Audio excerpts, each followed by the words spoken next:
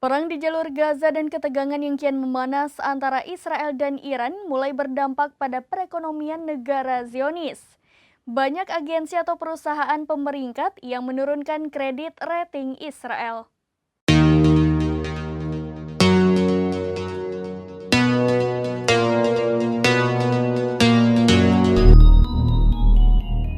Perang di jalur Gaza dan ketegangan yang kian memanas antara Israel dan Iran mulai berdampak besar terhadap ekonomi di negara Zionis. Banyak agensi atau perusahaan pemeringkat yang menurunkan kredit rating Israel. Kredit rating adalah penilaian terhadap kemampuan suatu perusahaan atau negara untuk membayar hutang. S&P Global Ratings menurunkan kredit rating Israel dari AA- atau A1 menjadi A+ atau A1 karena ekonominya melambat dan resiko geopolitik meningkat. Pada kuartal keempat tahun 2023, ekonomi Israel terkontraksi 20,7%. Angka ini jauh lebih besar daripada perkiraan sebelumnya yakni 10%.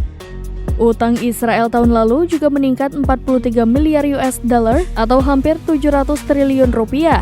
Dari jumlah itu sebanyak 22 miliar US dollar adalah nilai yang terakumulasi sejak perang di Gaza meletus. Adapun shekel atau mata uang Israel mengalami penurunan nilai tukar terhadap dolar hingga 4% pada tahun 2024. Dr. Stephen Turner, seorang analis pada perusahaan konsultansi bernama Turner Consultancy, menyebut bahwa ekonomi Israel menderita karena perang. Turner mengeklaim bahwa ekonomi Israel menderita karena banyaknya perang.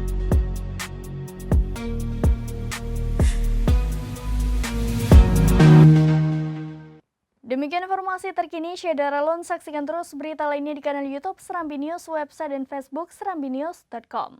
Download Tribun X sekarang, menghadirkan lokal menjadi Indonesia.